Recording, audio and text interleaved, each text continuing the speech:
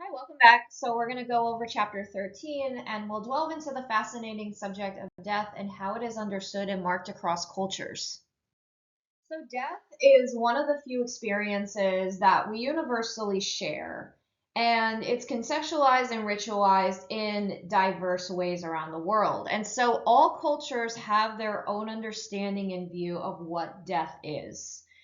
And so each culture develops its own rituals and expressions surrounding death.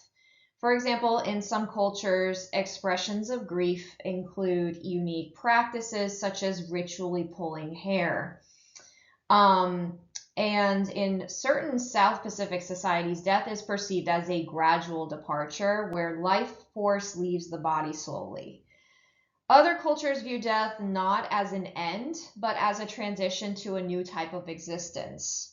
And this often allows continued interaction with the living. There are also beliefs in a cyclical view of life where death and rebirth are part of a continuous pattern.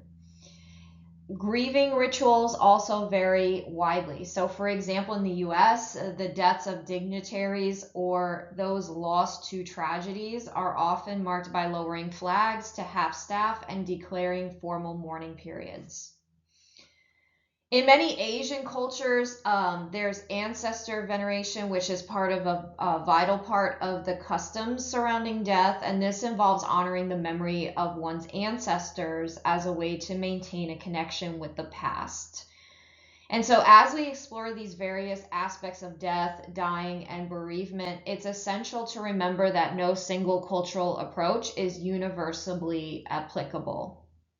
And so every culture holds unique views and values and practices. Um, there are times when death transcends cultural boundaries. So, for instance, the world witnessed widespread grief following the deaths in global figures like Queen Elizabeth II in 2022. Similarly, the loss of life in wars or natural disasters can evoke a shared sense of sorrow, and so sometimes it is a collective experience that reminds us of our common humanity. And so throughout this chapter, we will continue to examine how various cultural perspectives shape our understanding of mortality, grief, and remembrance, and appreciate the diversity and the universality of these experiences. Determining the moment of death has always been somewhat subjective. For centuries, people define death based on the absence of a heartbeat and breathing, which is known today as clinical death. So, clinical death is the lack of a heartbeat and respiration. Most countries now use a different standard, which is called whole brain death, and it's most widely accepted today. In 2019, the American Academy of Neurology updated its guidelines for diagnosing whole brain death to provide more research based, clear standards and to help doctors address objections related to brain function as a measure of death. So, according to these guidelines, whole brain death is defined by three criteria. One is that there is an irreversible loss of all functions of the entire brain. Number two is that all brainstem reflexes have permanently stopped. And three, breathing has permanently ceased. So, meaning a ventilator is now required to sustain bodily functions. And so the guidelines outline several complex steps that doctors must follow to determine brain death, and they specify that only doctors trained in brain death diagnosis should perform this assessment. Brain death is debated from a religious standpoint. So, although most Muslim scholars accept brain death as true death, some still dispute it. Roman Catholics often emphasize the importance of a natural death. And so, because of these differing perspectives, achieving a universal definition of death remains challenging today. And in some cases, a person may experience a loss of cortical functioning while brainstem activity continues. This condition is known as persistent vegetative state, and this occurs after events like reduced blood flow to the brain, a severe head injury, or drug overdose happen. And in this state, a person can still breathe and maintain a heartbeat, but they have no conscious awareness. Whole brain death standards do not classify someone in a persistent vegetative state as deceased. And as a result, families may face difficult decisions regarding ongoing care, and these ethical challenges are the focus of our next session. Bioethics is the study of the intersection between human values and advances in health and life sciences. It emerged from two key ideas. One is respect for individual freedom and the challenges of establishing a single universal morality. In healthcare, these ideas are shaped by empirical evidence and social factors like race, ethnicity, and ability.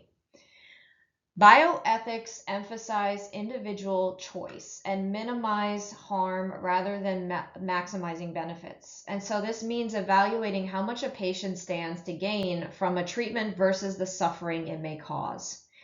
So for example, a cancer patient may have to decide whether to undergo an aggressive treatment with severe side effects for a cancer that may be fatal. Families may also face difficult decisions, such as whether to disconnect a loved one from life support. A key bioethical issue in death and dying is euthanasia, and it's the practice of ending life to relieve suffering. Euthanasia raises the ethical question of when it is justifiable to end a life, forcing us to consider the value of another person's life and the difference between killing and letting someone die. In the US, this question often arises for those kept alive by machines or those with terminal illnesses. Euthanasia can either be active or passive. So there's two types. So active euthanasia is deliberately ending someone's life through some sort of intervention or action. And so it can be based on the person's wishes or by someone with legal authority. And this usually applies to individuals in a persistent vegetative state or with terminal conditions. Passive euthanasia is ending someone's life by withholding treatment. So you're allowing someone to die by stopping treatment, such as turning off a ventilator, ending chemo, or stopping nutrition. And so these forms of euthanasia are complex ethical choices, and the decisions involved can be challenging for patients and families. Attitudes about suicide, specifically in cases of terminal illness, are shifting. So there is a significant area of change surrounding physician-assisted suicide, and this is where a doctor provides a dying patient with a fatal dose of medication that the patient takes themselves. Many people in the US and other countries support having the choice of assisted suicide if faced with a terminal disease, but there is some opposition that persists based on moral or religious grounds. Physician-assisted suicide is legally available in several countries and in some US states such as Oregon, California, and Washington. And in the Netherlands, for instance, patients must meet 5 criteria in order to be eligible for physician-assisted suicide. And these 5 criteria are including having an unbearable and hopeless condition, exhausting all relief options, so that means no relief is available, there are no other alternatives for relief, being mentally competent, making repeated requests for assisted suicide, and receiving agreement from 2 doctors. So 2 physicians review the case and then agree with the patient's request. In the US, Oregon was the first state to pass the Death with Dignity Act in 1994, which allows physician-assisted suicide under controlled conditions. Though the Supreme Court ruled that assisted suicide is not a constitutional right, it upheld Oregon's law in 1998, and similar laws have since adopted that in other states. These laws generally require that patients be informed of their terminal status and other options such as hospice care, to make sure that this choice is informed and deliberate. Mental competency and repeated requests are typically needed to guard against impulsive decisions. Attitudes towards assisted suicide vary widely. So there is research that shows that many older adults support the right to die laws and often view them as a way to maintain control at life's end. Preferences for assisted suicide are often linked to wanting independence and not wanting to be a burden, while connections to family, spirituality, or trust in religious institutions can also correlate with opposing views. Midlife is when many people in developed countries experience the loss of their parents. Until then, people often don't think about their own mortality because having their parents alive provides this sense of protection from this reality. When parents pass away, people often feel the weight of becoming the oldest generation in the family and realizing they might be next in line. Reading obituaries of those closer to their own age can further reinforce this awareness and lead to a shift in perspective on time. And so middle-aged adults often begin to confront their own mortality and undergo a change in their sense of time lived and time until death. This change in outlook often motivates people in midlife to make life adjustments. So they might change careers, retire, or they might mend old relationships. Such choices align with socio-emotional selectivity. This is a theory that suggests people prioritize emotionally meaningful activities as they age. Overall, older adults tend to be less anxious and more accepting of death compared to other age groups. Younger seniors age 65 to 75 may experience more anxiety about death than those ages 85 and above because they feel a bigger gap between their expected and desired years remaining. Acceptance of mortality often grows from achieving a sense of ego integrity. For some older adults, life's joy may also begin to diminish. Many in this age group have lost close family and friends, face chronic health issues, and have come to terms with their mortality. They may feel satisfied with what they've accomplished in life and believe their bucket list is complete. Many authors describe the dying process as a trajectory, which is the path that spans from the diagnosis of a terminal illness to the point of death. This trajectory varies widely depending on the condition. So, for instance, diseases like lung cancer often have a clear and rapid decline, known as the terminal phase. And other conditions, such as congestive heart failure, lack that distinct terminal phase, making the decline less predictable. And so this graph of this process shows functional ability, which is how well a person can function on the vertical axis, with the best ability at the top and the worst at the bottom. And time moves forward on the horizontal axis, pointing towards death. So in this way, the graph is illustrating how different conditions can lead to varying patterns of decline in the final stages of life. So Elizabeth Kubler-Ross introduced a model to describe the 5 stages that people often experience when they're facing death or loss. And these stages are a framework for understanding how people process grief and come to terms with it. And so originally they developed the stages based on their work with terminally ill patients, but the model has also been applied to other forms of loss and change. So the 5 stages are denial, anger, bargaining, depression, and acceptance.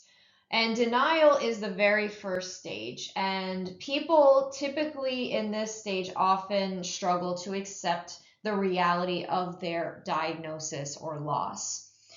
They may feel numb initially or in disbelief, and denial can serve as a protective mechanism that allows people to absorb the shock gradually. Once denial fades, people may feel anger and often ask, why me? Why did this happen? This was not fair. Um, and direct their frustration at loved ones or even medical professionals. And anger arises as they confront the unfairness or pain of the situation, which can be intense or irrational. The third stage is bargaining, and in this stage, individuals may try to regain control or postpone the inevitable by making deals, often with themselves or a higher power. So, for instance, they may think that if I recover, I'll change my ways, or they make promises to live differently if granted more time. Um, when bargaining no longer feels possible, people may experience depression, which is deep sadness, loss, or despair as they start to understand the reality of the situation. And this stage is often marked by withdrawing from others, reflecting on life, and feeling grief over what is being lost. In the final stage, people come to terms with the fate or loss, and acceptance doesn't mean happiness, but rather a readiness or peace with what's happening. And so they may begin to make practical arrangements and shift their focus towards maximizing the time they have left or finding meaning in life. These stages can overlap and be experienced in a different order. So these stages don't necessarily happen in chronological order. So sometimes people can go back to denial or anger even after they experience acceptance or depression. Um, and individual differences in these experiences are great. So people, may move quicker towards these stages, while others may be stuck on one stage, and may take longer to grieve, because people typically grieve differently. And so all of these stages, though, are included in this theory, and the order and intensity of them do vary. Death anxiety is the fear or unease people feel about their death and dying. And this anxiety is difficult to define because it stems from death's mysterious unknown nature. And so, to study this concept, researchers rely on indirect behavioral clues.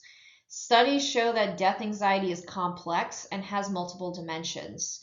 Some researchers use a concept called terror management theory to explore why people act in certain ways to cope with their awareness of mortality. According to this theory, the need to preserve life drives much of our behavior and even influences our health decisions.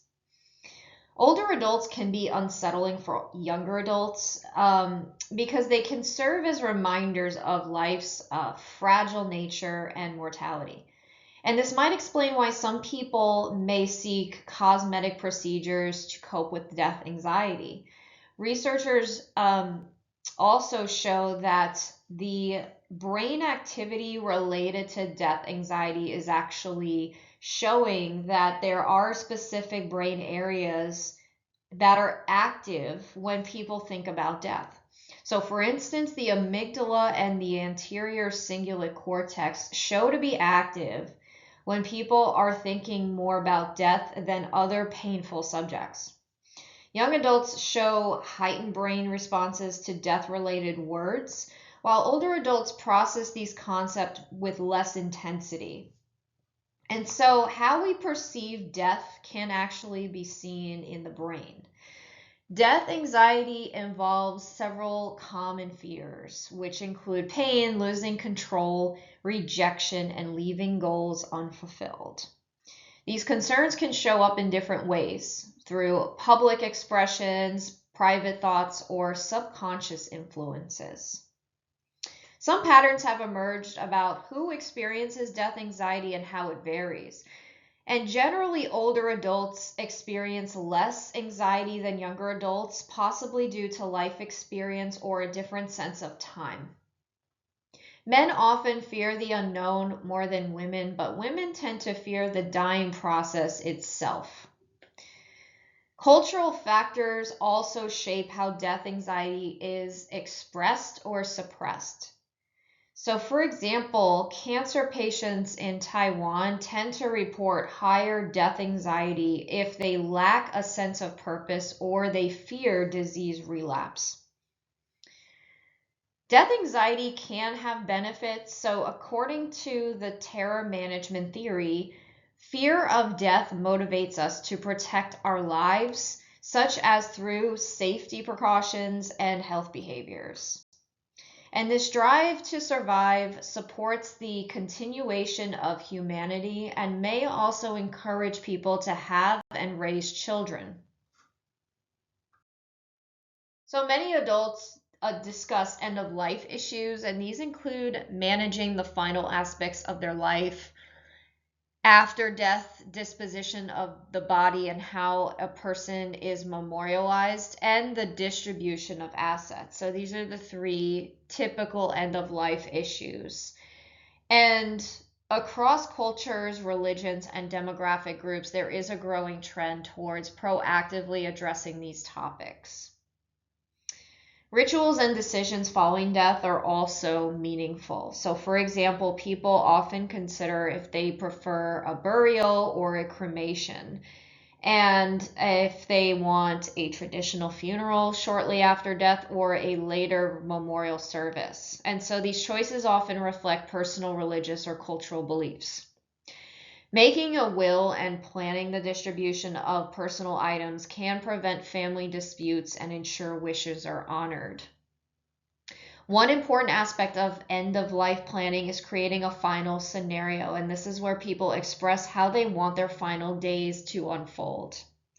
A crucial part of this process is saying goodbye to loved ones, affirming relationships, and finding peace. Completing these steps often brings closure for both the dying person and their loved ones.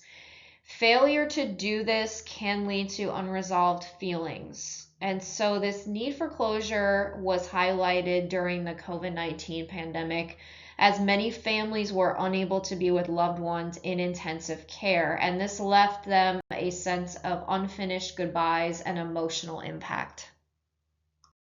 Palliative care is an approach to care based on technique of controlling and relieving pain or other symptoms and not on attempting to cure the disease. And so there is an important distinction between quantity and quality of life. So in the case of a terminal illness, this difference becomes a choice between merely prolonging life and prolonging a meaningful life. And so palliative care aims to control pain and symptoms without trying to cure an illness.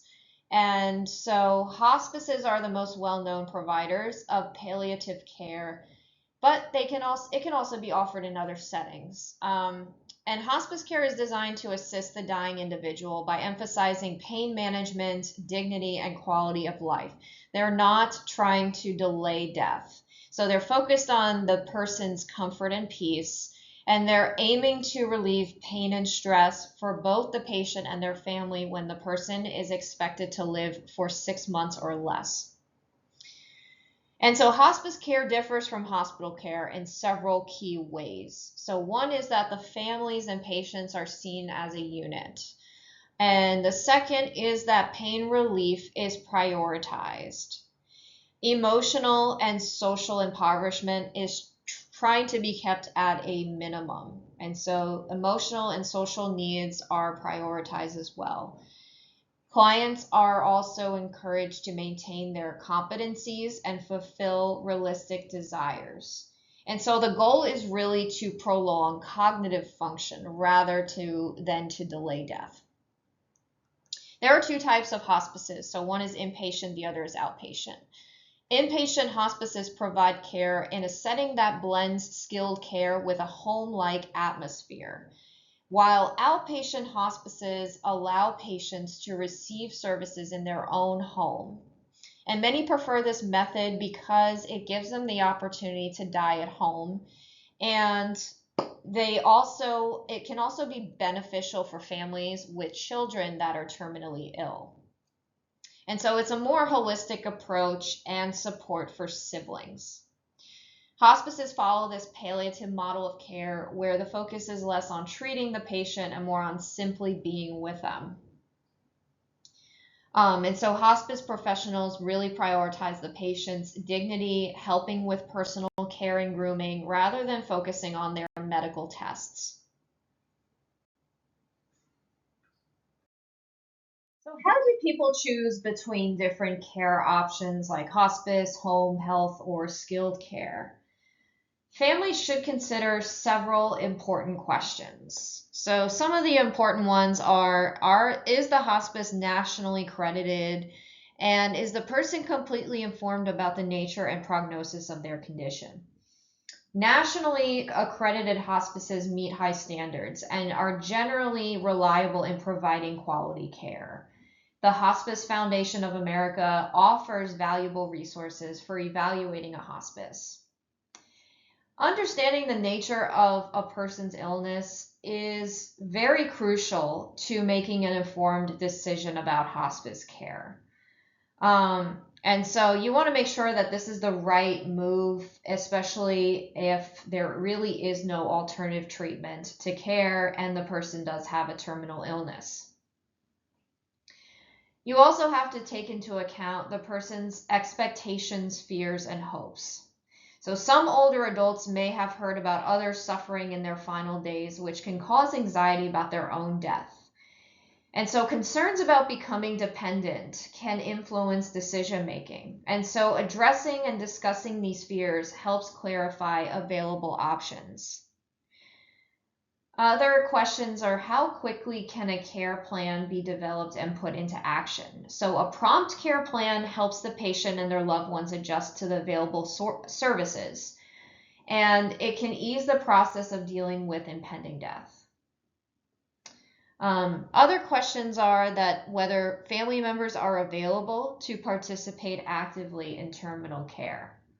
Hospice care often relies on family members to provide care and has professional and volunteer support. But given the stress of caregiver burden, it is essential that a family member is willing to take on this responsibility for hospice care to be effective.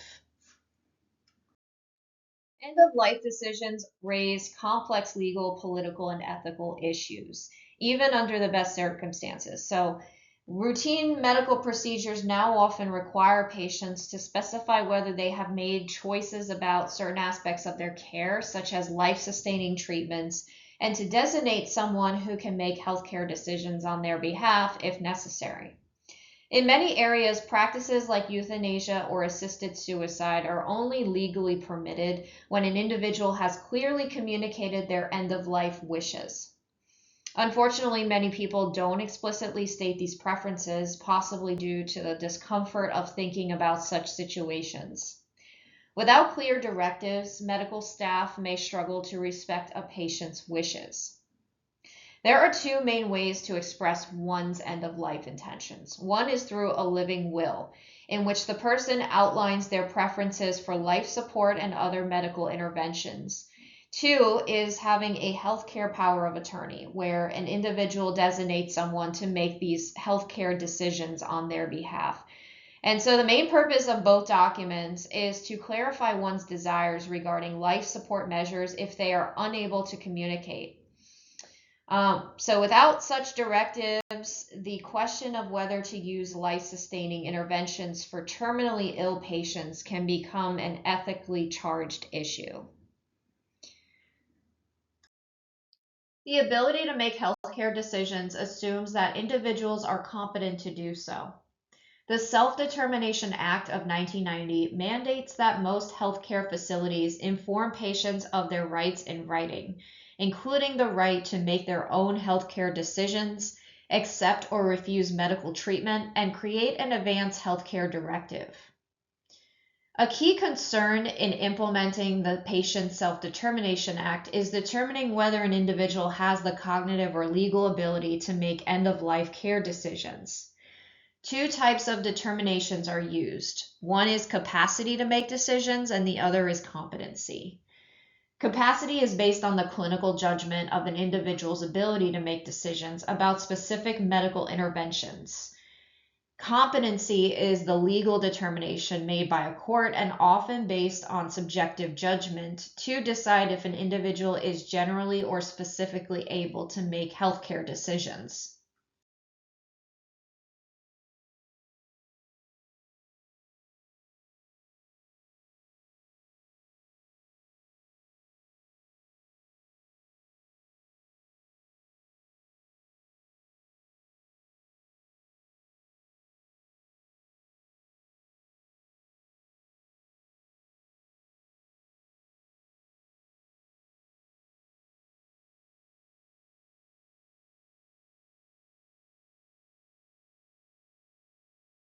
Throughout our lives, we all experience loss, whether through death or other forms of separation.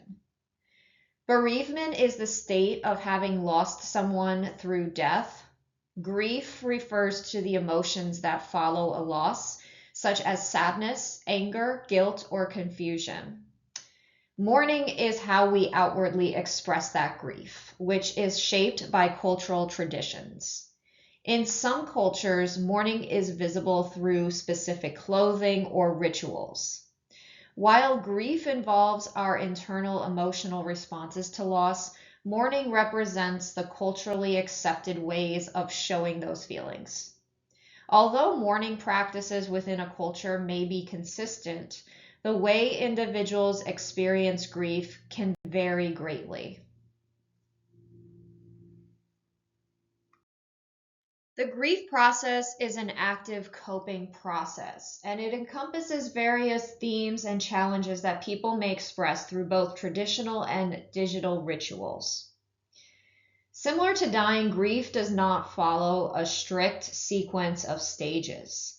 Instead, it involves addressing certain issues, much like those faced by individuals approaching the end of life.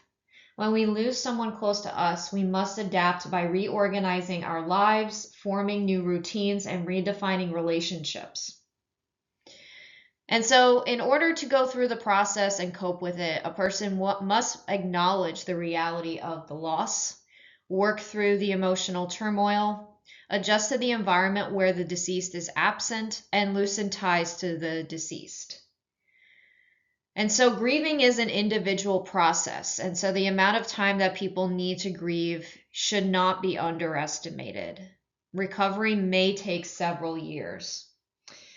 Addig in 1996 captured the essence of grief by describing it as a process by which we relearn the world. And while bereavement is beyond our control, grief involves choices in how we cope, whether by confronting emotions, accepting the reality of the loss, or turning to religion for comfort.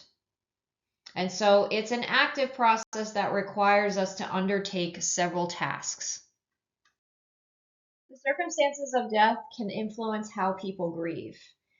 For example, losing a loved one in a sudden car accident creates different challenges than losing someone to a long-term terminal illness.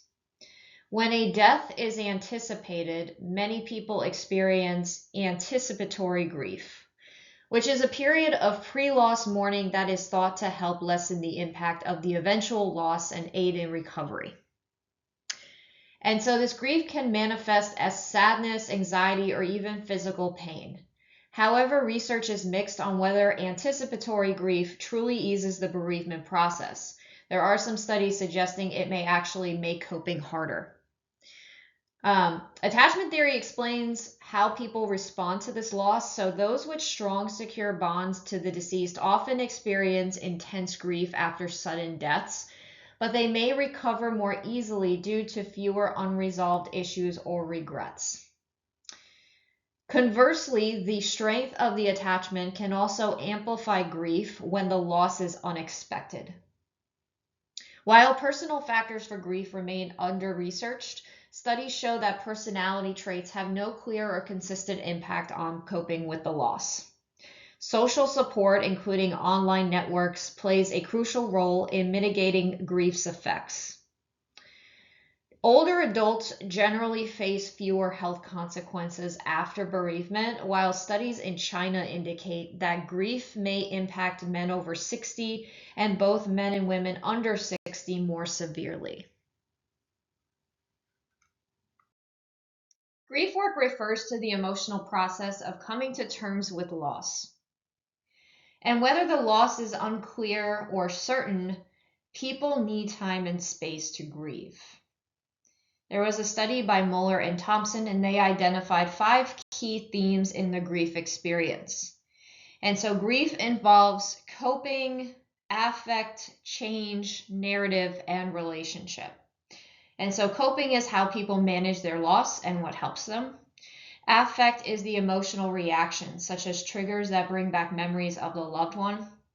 Change is the adjustments and personal growth after the loss. Narrative involves stories survivors tell about their loved one, including details about their death. And the relationship is the nature of the connection between the deceased and the survivor. Grief is deeply influenced by cultural, racial, and ethnic differences. For instance, some cultures focus on closure and overcoming loneliness, while others maintain an ongoing relationship with the deceased through dreams, prayer, or ancestor veneration. Even within cultural groups, grief rituals can vary widely. Grief also affects physical health and can lead to issues like illness, sleep disturbances, or increased healthcare use. Significant dates such as holidays, birthdays, or the anniversary of the death can bring back intense feelings of sadness, which is a response called anniversary reaction.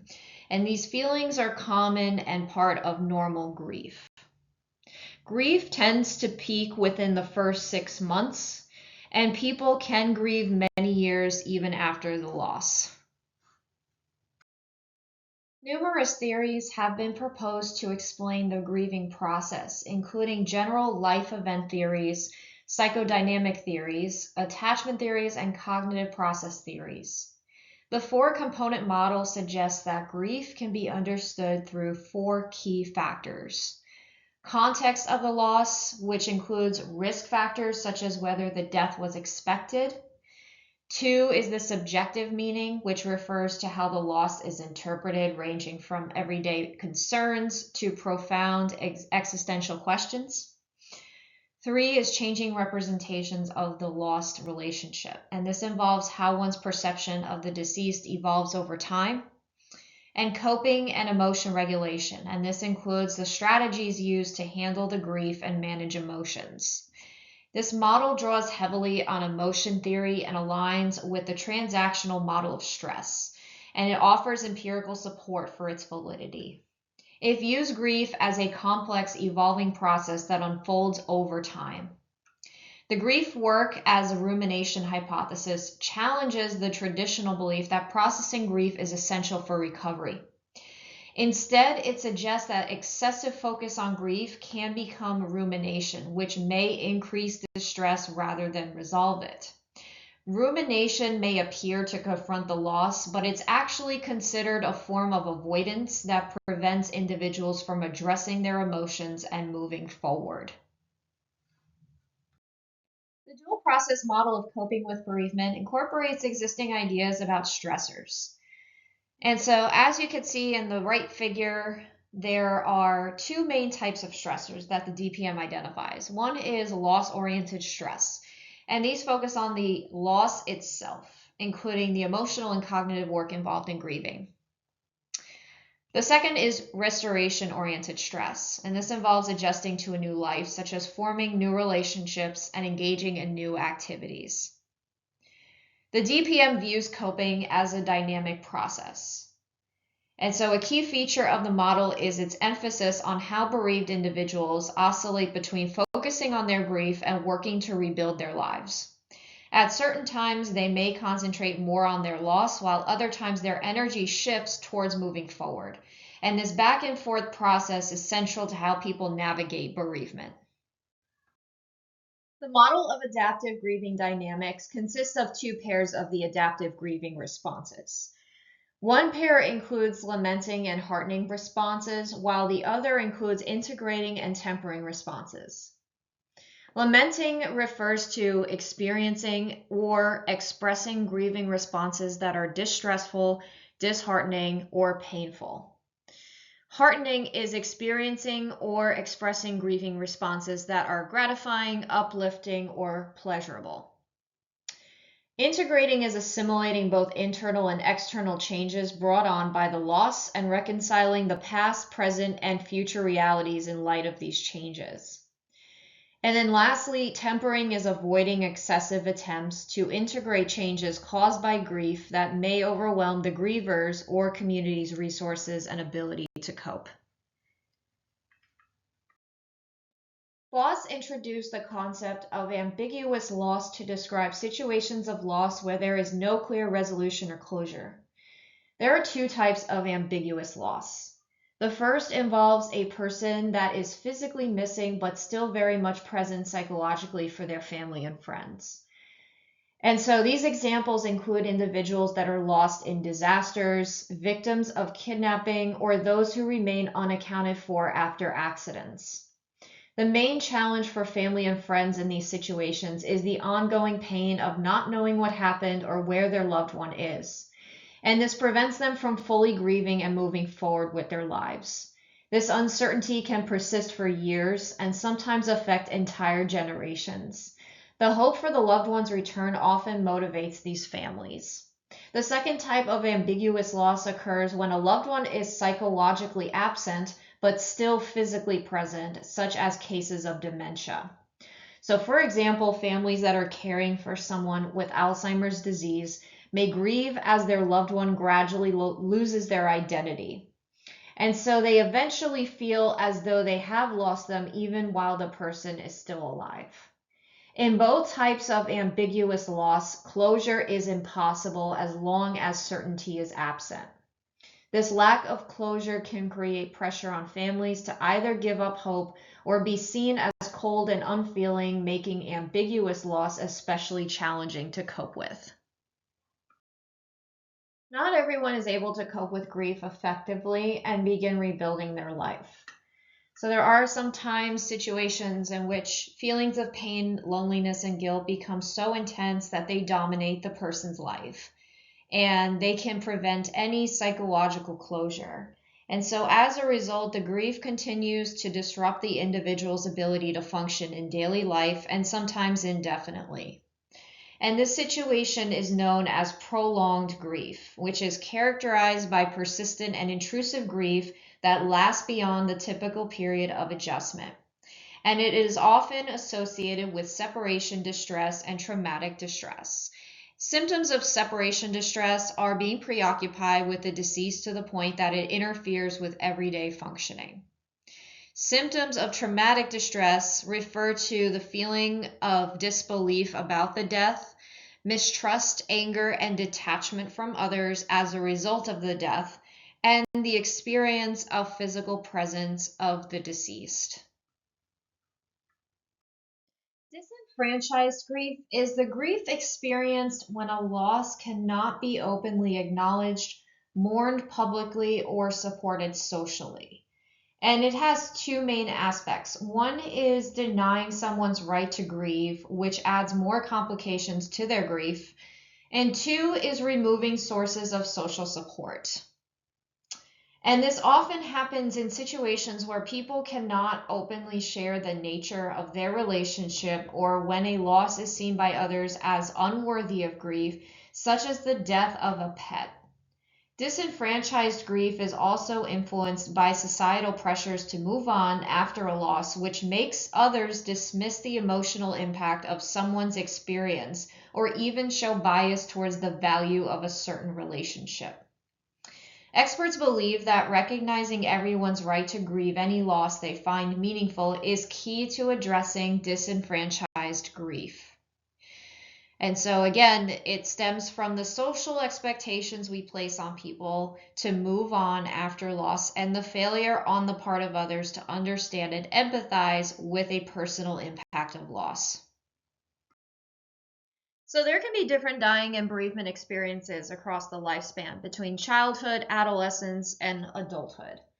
And so research suggests that children's understanding of death varies based on culture and cognitive development, and their expressions of grief can vary based on their age. Childhood bereavement typically does not lead to long-term effects like depression, but it can result in lasting grief triggers and attachment issues, especially when children don't receive proper care after the loss. Children may struggle to understand death, particularly if adults are not open about it. And so a lot of phrases like grandma has gone away or mommy is only sleeping can be very misleading because children tend to take these statements literally. Adults can't completely shield children from the reality of death, so it's better to explain death to children in simple terms and reassure them that any reaction they have is okay. Adolescents experience more grief than many people realize, and many face the death of a loved one, such as a parent, sibling, or friend during their college years. And so research suggests that about 40 to 70% of college students will face the death of someone close to them, such as a parent, sibling, or friend. And adolescence is a time of personal and physical change, and teens are in the process of developing their identity. And so when they lose someone important for the first time, they can have a harder time making sense of it. And the impact of loss during this time can be intense, especially if the death is unexpected. A key part of adolescence is the desire to fit in with peers, which makes younger teens especially hesitant to talk about grief. And so this reluctance can make them more prone to physical symptoms like headaches or stomach pains, which signal emotional distress. Grief in teens is often ongoing, with them continuing to miss and love the deceased and trying to keep them present in their lives through social media. Unfortunately, bereaved teens often find that their non-grieving peers are uncomfortable talking to them about their loss and leave them feeling isolated. One effective way to support grieving adolescents is through the Resilience Songwriting Program. This program helps teens build strength and process their grief in a supportive, peer-driven environment, which is guided by music therapists. Research suggests that 8 90-minute sessions work best, especially in a school setting, and that it's most effective when siblings are not included.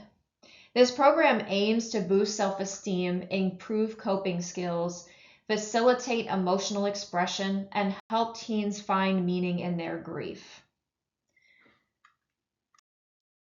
As adults age, they accumulate significant experience with death. In particular, there are 3 types of loss that adults typically face. One is the death of a child, a parent, and a partner. While these types of loss can happen at any stage of life, they are most commonly experienced during adulthood. And so for many adults, the death of a close family member or friend is a new and a challenging experience. As a result, they are often unprepared for the emotional impact of these losses. So for example, emerging adults who are just starting to build families and careers tend to have intense feelings about death. They often feel that people who die at this stage of life are robbed of their future. Prolonged grief and mental health challenges are common in these situations. The death of a child is one of the most painful experiences for parents. Since children are not supposed to outlive their parents, it feels like the natural order has been disrupted and deeply affects parents. The grief and stress can be overwhelming, so for some parents, they may never fully recover from the loss and may even end their relationships with their partners, while others find comfort in each other. The strong emotional bond between parents and children, which starts before birth, is a major reason for the intensity of this grief. Young parents who lose a child unexpectedly often experience high levels of anxiety, guilt, and a negative outlook on life. Losses such as stillbirth, miscarriage, abortion, or neonatal death are often overlooked, yet these losses can be just as painful, particularly because the attachment to the child begins before birth. Rituals to acknowledge and validate the grief of these parents are crucial, but they are often expected to recover quickly, which is not always the case. Parents experiencing this type of loss often feel misunderstood and unsupported, and may even face insensitive comments if they don't meet societal expectations for recovery. Losing a young adult child, especially to things like drug overdose, is also incredibly painful for middle-aged parents. Prolonged grief is more common among bereaved parents due to the unique and deep nature of the parent-child bond. Most parents pass away after their children have grown, but their death can be deeply painful at any stage. Losing a parent in adulthood is often seen as a rite of passage and marks the transition from being someone's child to navigating life without them. Many people often report feeling orphaned after their last parent dies, and so they come to the realization that they could be next in line. And so for emerging adult women becoming mothers, losing their own mother can bring a profound sense of loss. They may grieve not being able to share their pregnancies with their mothers and fear dying young themselves. The death of a parent in adulthood can also significantly affect relationships, including marriage. And this is often affected by the quality of the relationship with the deceased parent. The emotions tied to losing an aging parent may include letting go, reflecting on mortality, accepting one's own eventual death, and sometimes relief that the parent's suffering has ended. When a parent dies after a prolonged illness, such as Alzheimer's, the loss can feel compounded, as if the parent died twice, first dying emotionally and then later physically. Whether an adult child seeks to separate from their parents' expectations or finds comfort in cherished memories, the loss still leaves a lasting impact. The loss of a partner, especially in late life, is one of the most deeply studied forms of bereavement. And unlike other losses, it is profoundly personal, particularly when the relationship was long and close. And so when a partner dies, it often feels as though a part of oneself has been lost. Society tends to place pressure on grieving individuals to mourn for a certain period and then move on. And this is particularly evident when a bereaved person expresses interest in finding a new partner. And it tends to be before what others perceive as an acceptable mourning period has passed. While there is no universally defined length for mourning, many Americans consider about a year appropriate. For young adults, losing a partner can be especially traumatic because losses are typically unexpected.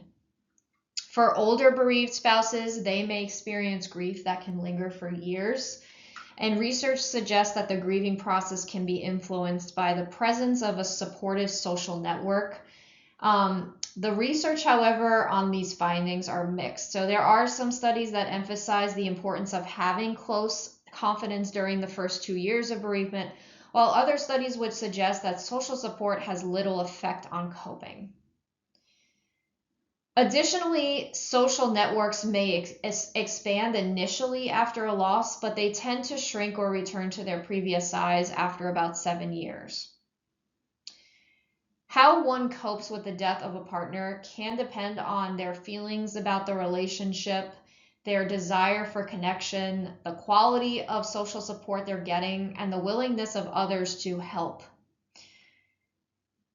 So for instance, widowed older adults who experience growing regret over unfinished aspects of their marriages struggled the most with grief.